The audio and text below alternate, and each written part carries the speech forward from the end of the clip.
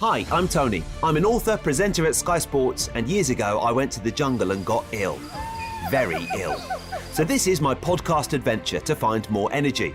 It's packed with biohacking, science, health tech, supplements, and some of the most well-known experts on the planet. This is something I spent 4 months of my life doing with electrodes glued to my head so that you can do a lifetime worth of meditation. Decide what you don't give a fuck about, which is something you don't care about. Some of it gets quite out there. I had some stem cells sent up to my house that I had stored, and then I injected myself with mannitol. And we even hack hangovers. Alcohol is poisonous. So is water and oxygen in the wrong dosage. So that's my podcast, Zestology. Live life with energy, vitality, and motivation. Welcome back. Today, I'm indoors. Often I like to record these podcasts out and about around London. But, you know, it's deepest, darkest winter, and it's not nice out there. I will get out there later, but it's not one to take the recording equipment out there in the rain. Today's podcast guest has more than 1 million followers on Instagram. It's not the only measure of success, is it? But he has got a lot of followers. He's a Wall Street Journal best-selling author and an inventor of what is kind of like, well, it's like a home fitness system. The technical term is an effective bone density building medical device. But what it actually is something you can use to work out at home to help you put on muscle. It's handy when the gyms are closed. John Jaquish is an author as well, and we started off talking about his book, which is #1 in its category and has taken Amazon by storm. I hope today's podcast will really help you in terms of getting healthy. John is very much into fasting, and we talk about that as well. He's controversial too. You will agree with some of what he says, and you may well disagree with other parts. Here he is, John Jaquish on Zestology.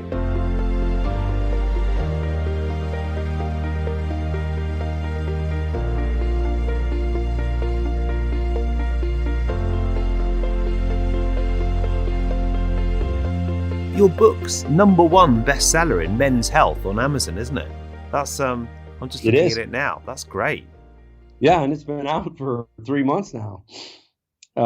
So yeah, it's like that's easy on day one. Actually, no, it wasn't easy on day one, but it's tougher over time to maintain that position. But we've been #1 in both men's health and in weight training. That's really cool. Wow, congratulations. It's #1 in weight training, and the name of the book is Weightlifting is a Waste of Time.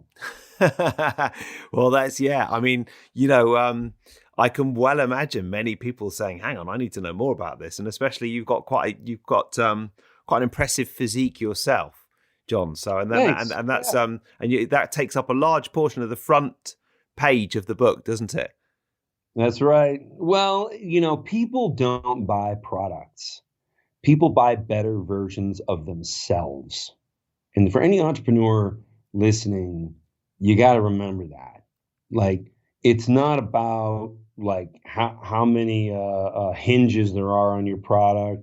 When Apple first launched the iPod, which you and I are both old enough to remember, they didn't talk about how big the hard drive was or how well it synchronized with your computer, because no matter what, that was a headache.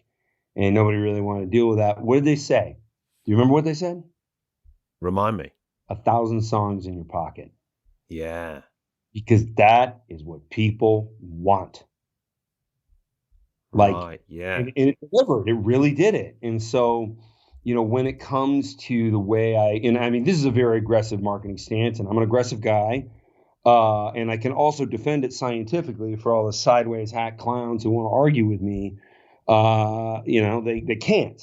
Like, they can say I'm a jerk or I'm a fraud or whatever, but they can't back that statement up. So, well, they can probably back up the jerk one. I've been a jerk before. I can own that. I'm fine with it. Well, you can admit it. That's fine. Well, you know, I mean, if somebody comes at me and like starts the conversation by saying I'm a fraud, I will treat them with the mutual respect that they have given me. So, and in fitness, the problem is the fitness industry is wall to wall, extremely unintelligent people. So yeah, but it's a good thing for me because it helped me define my market. So I went after smarter customers. Like, I went after busy professionals. Yeah. You know, and whether it's somebody who drives a long haul truck, for a living, that guy doesn't have time to screw around with a gym membership and 2-hour workouts. He's got to be on the move. And so something that individual can do at a truck stop is no different than the attorney, the solicitor, as you would call it, in an office. He takes his necktie off, his dress shirt off, puts a t-shirt on, and can do an entire workout in his office. Yeah. That's very compelling. And X3 is so small, and you're an X3 user. Yeah. You know this. It's small enough where you can drop it in your suitcase. So like people, like I can be in Moscow, and people are like, "You bring an X3 with you?" And I'm like, "Does Thor travel without his hammer?" Yeah, I have an X3. Like what kind of question is that? Like, yeah, I mean, it weighs 15 pounds. It's it's bigger than a hairdryer, but not that I need a hairdryer. But it's so convenient to take everything. So and it's a better workout. So I'm sold on the X3 for certain, and I think it's an interesting place to start to explain to people why weightlifting is a waste of time. Why has your book on weightlifting being a waste of time got to #1 bestseller in Men's Health? So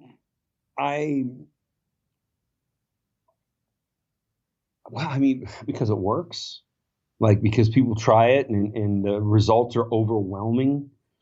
Now we still get people who get great results, and because they've never worked out before, they don't know that you don't get great results from weight training typically, especially over extended periods of time. So there's that. But when people apply the principles and use the product correctly, the results are absolutely astounding. Wow. And people are getting much stronger, much more fit, dropping body fat much easier because of the hormonal effects. And everything kind of pieced together really well. I did a meta-analysis, which, by the way, I never try and write one of those. That was like the worst, 6 months of my life. But it was worth it because I got a meta-analysis to really understand how, why growth hormone is triggered in the body. And growth hormone is not an anabolic hormone; it's an anti-catabolic hormone. So when you're behaving in a way where you're eating responsible nutrition, you have a lot less nutrients coming in your body. So you want nutrient-dense foods, but then you also want to trigger lipolysis, and you don't want to lose muscle. Well, when growth hormone goes up, you don't lose any muscle. So that you're almost losing me here, John. I'm trying. You mean? Okay. It triggers hormones so that you become very, very strong very quickly, and you don't lose any musculature, and you're losing body fat at the same time. And I mean, that's quite interesting, isn't it? Because many of us kind of slave away in the gym and have done for many years. But actually, this concept that there might be a much quicker way to kind of work out doesn't really tally with what we've always learned about how there's kind of no pain, no gain, and you've got to kind of put the hours in and everything like that. Sure. It seems so contrary to everything that we know. Yeah, except we don't know that. We're wrong. What do you mean? I mean, the general population is wrong about exercise. I mean, I haven't been sore from a work. Like the last 60 pounds of muscle that I have gained, I was never sore one day. Yeah. Wow. Not even a little bit. I could have gone out and played golf right after my workout. Wow, that's great. No problem. And now I am putting a maximum effort. In fact, the level of exhaustion you get from X3, like an X3 workout takes about 10 minutes. Yeah. But you're much more exhausted in 10 minutes than you would be with an hour of lifting weights. So that's full disclosure. I got to be honest about it. Well, I know that. Yeah. And you're wobbly afterwards, aren't you? Oh, yeah. Yeah. Well, I give on when I'm doing my legs, I have to sit down. Yeah. Like immediately. I need a chair near me. Or I sit on the ground and just gasp for air. Yeah. It's amazing that, isn't it? It's just kind of pushing you to your absolute max enough to build the muscle. That's right. Interrupting this podcast for one moment, as I have an important question for you. Have you had bad gas lately? I know this may be an uncomfortable topic, but we need to talk about it because today's podcast partner will help you with that gas and that bloating. Because bad gas is a sign you have undigested food fermenting in your gut. And I'm very pleased that today's podcast partner can help you deal with it as it helps me. I won't go into too many details, but it does. P3OM will help you have less gas and a stronger immune system. It also improves digestion, speeds up metabolism, and increases your energy throughout the day. It's a probiotic and it's a hardcore one. What makes it different from other probiotics is that it survives the gastrointestinal tract. So it goes all the way through and it gets into the right place. It goes through your whole body to support both your gut and your entire immune response. It's a secret weapon, if you like, for reducing or eliminating bad gas and kind of upgrading your energy levels. And this podcast is all about energy. So you can get 10% off P3OM right now by going to bioptimizers.com/Zestology. You can use the code Zestology10 for 10% off. And if you go to bioptimizers.co.uk, if you're in the UK, you can also use the code Zestology10. So wherever you are in the world, use the code Zestology10 for 10% off P3OM, the patented probiotic that eats up excess sugar, eliminates bad bacteria fast, and sorts out your gas. It's difficult to talk about gas, isn't it? But I've just done it. Back to the show. What do you think? I mean, obviously, we touched briefly at the start on the fact that it's been such a challenging year for everybody. What we actually need, the irony of kind of being locked down and not being able to go outside, not being able to go to the gym, not being able to work out, is that we're not doing the things really that we need to do most, which is boost our immunity and boost our strength. I guess this is something that we can do at home, even if we are locked down. So it has a lot to do with exercise, but it has more to do with nutrition. In the fact that Western society has such poor immunity to metabolically linked viruses, like influenza, or the cold, the rhinovirus, or the current one. I don't want to say it because you might get censored. So when we look at hemoglobin A1C, so the measure of how healthy the metabolism of a single cell is, that's called hemoglobin A1C. It's a very easy test to take. It's a blood test, but very telling. And we live in a time where 70% of our nutrition is carbohydrates, and carbohydrates are not even a macronutrient anymore. Like we now know enough about carbohydrates. The amount of carbohydrates you are supposed to take in to sustain a perfectly healthy life is 0. Wow. Yeah. Now carbohydrates can help. Now, there's 2 applications of carbohydrates that make sense. One has to do with replenishing muscle glycogen after a very hard workout. That makes sense. But that's a very limited amount. Yeah. Very limited. And also, no one's 0 carbohydrate. There's actually muscle glycogen in meat. So when people are like, I'm 0 carbohydrate and they're eating a steak, it's like, no, you're not. You're probably getting 5 grams of carbohydrates in that steak. Yeah. So, it's just something people say, but they're wrong. When we, so muscle glycogen is a real thing. And I talk about that particular application in the book because cellular hydration is a good thing because you can grow muscle faster the more blood flow you have in the cell.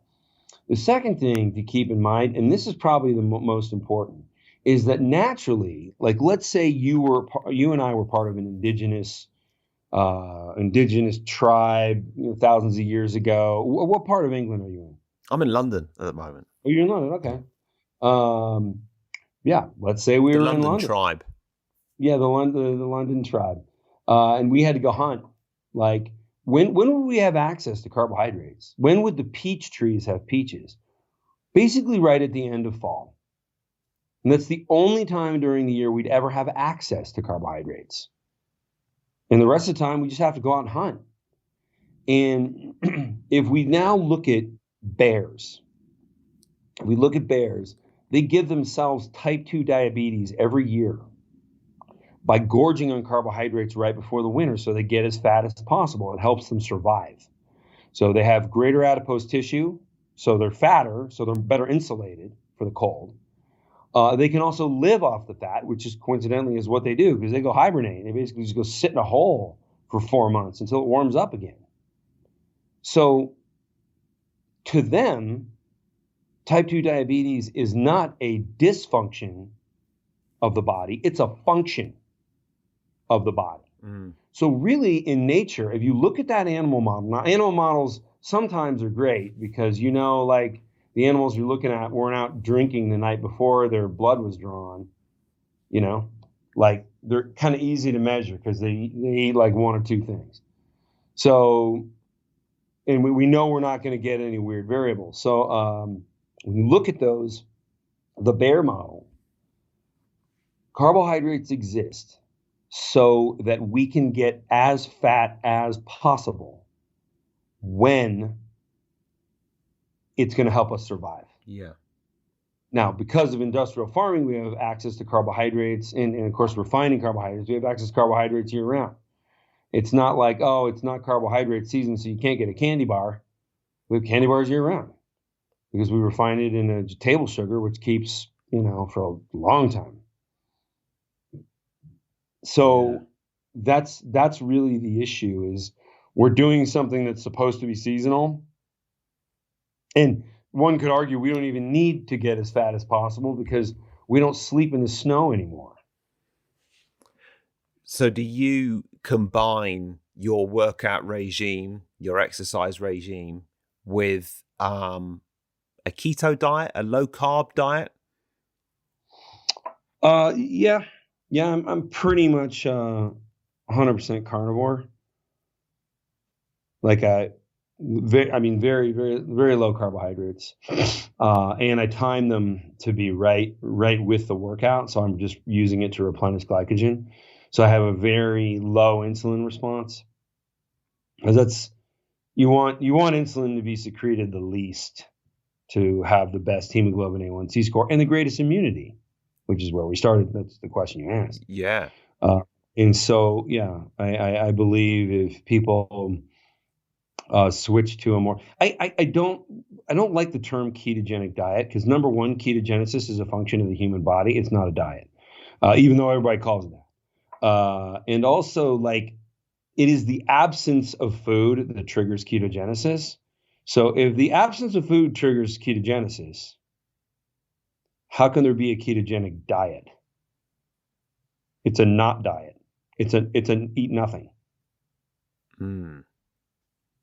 Yeah. Yeah. So when you say carnivore, is there broccoli on your plate as well?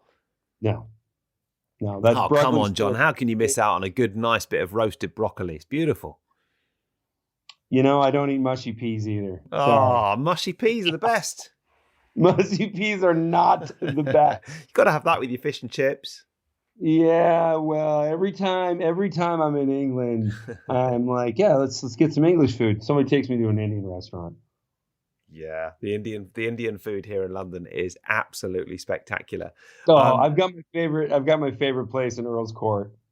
It's nothing fancy. It's just a little curry shack, but it is dynamite. Great. Just interrupting this podcast for one moment from my garden shed. That's why it sounds so echoey in here. And I want to tell you about a new podcast that I've just been told about. It is friend of the show of Zestology, Sarah Knight. She has launched the No Fucks Given podcast. You've probably heard of her. You've heard of her on Zestology. She is the New York Times best-selling author behind books like The Life-Changing Magic of Not Giving a Fuck. And now she's brought out the No Fucks Given podcast. And I've just had a little sneak preview, and it's good. You can listen and subscribe everywhere you listen to podcasts. Now back to the show. It's interesting though, isn't it? The carnivore diet. I have looked at that before a little bit on this podcast with Paul Saladino and others, and it's not something that has appealed to me. In fact, with me, I kind of cut the protein this year a bit, and the meat protein in particular, partly because I'm ApoE4, one of the ApoE4 genes. And it's actually seemed to kind of suit me quite well. Heart rate variability scores kind of bearing that out. But I suppose everybody is individual, and it's whatever works for you. Mm-hmm. Sort of. The blood type and genetic testing, it depends on which research study you're reading. It's highly contested. And ultimately there really isn't a lot of difference between different human beings. Like, we all have a heart, lungs, we all metabolize food the same way. So I think the pharmaceutical industry had an expression, which, everybody is different. Find out if such and such drug that we're selling is right for you, which is their way of saying, if it doesn't work out for you, it's not really our fault because everybody's different, which is just bullshit. It's just not true. And so I think a lot of nutritionists picked up on that because there's a lot of personal taste that goes into. See, here's one thing. If you switch to carnivore, your hydration, if you weren't carnivore and you switch to carnivore, your whole body hydration changes drastically, which will give you headaches for about 2 weeks. Yeah. So you don't feel good. And people are like, I just feel awful on this carnivore diet. And I'm like, yeah, but you just made a change. So like, if you're a cigarette smoker and you quit smoking cigarettes, you will also feel terrible because of whole body hydration differences. That doesn't mean cigarettes are really good for you. Yeah. So, I just use that as an example. Very valid point. Yeah. Yeah. So, but ultimately, as long as the quality of protein is high, I'm eating much less than I used to and relying more on a bacterial fermentation product to provide the highest quality protein for me. So I get the majority of my protein is via a supplement, and then I eat one meal a day at the end of the day. Yeah. Wow. Yeah, and that's usually a steak or something. And do you get, look, you're not the first person I've spoken to who has one meal a day, but that's not very much food. And do you get hungry? Never. No. I'm like never hungry anymore. I eat because it's time to eat. Yeah. But my insulin sensitivity is great. So once you stop insulin from being constantly secreted, it's you're not hungry and you don't need it. And you don't need it for energy, and you actually do better in your workouts fasted. Great. Like a fasted workout is way better. Is it? Because all the your muscles, it's not in your intestines. Okay, so always work out fasted. Always. Yeah, and then eat afterwards. I like eating about an hour or two afterward. Yeah. It's become a little challenging for me. I'm in a new relationship, and schedules aren't really a thing. Well, you got to make compromises sometimes, John. That's important. Oh yeah. Dinner, dinner's at 6, and 8 o'clock. Like, hey, I'm here. All right. Yeah. So, well, also that is a thing, isn't it? I used to laugh at in the north of England, people eat dinner here a lot earlier than in the south of England. And I always just used to laugh at my mates who lived in the north for eating their dinner so early. But now if it gets to like 7 o'clock and I haven't eaten, I'm looking at my watch thinking, come on, I've got to go to bed in a few hours' time. Mm-hmm. Yeah, I'd rather have an earlier dinner so I can, process it before I go to bed.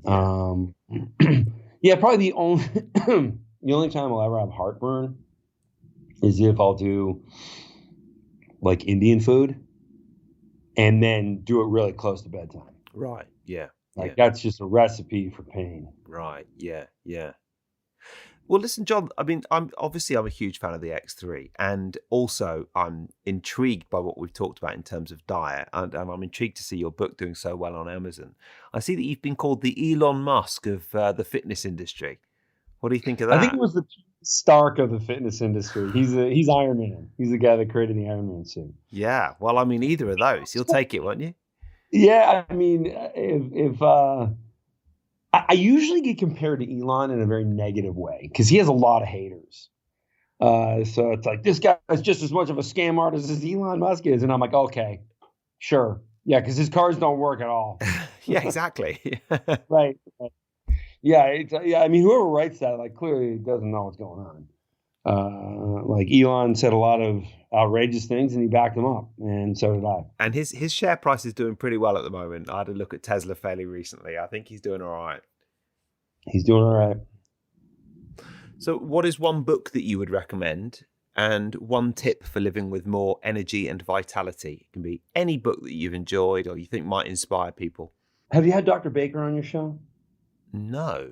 Sean Baker? No. You've had Dr. Saladino. They're similar. They're in their vision. So the carnivore diet is it's important to understand, even if you don't ever plan on going carnivore.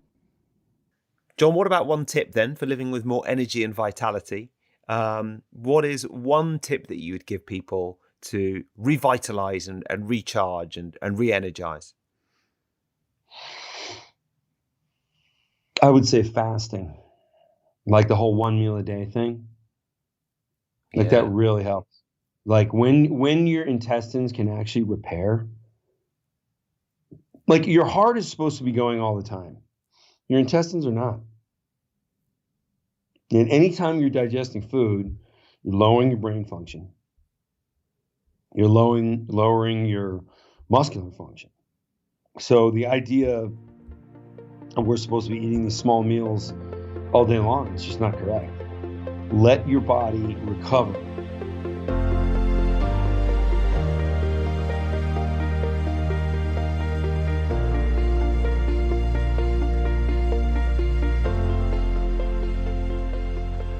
That is it. Thank you to John, and thank you for listening as well. If you'd like to get all my latest hacks and biohacks and tips and tricks, head to TonyWrighton.com, and it's had a bit of a refresh, the site, recently.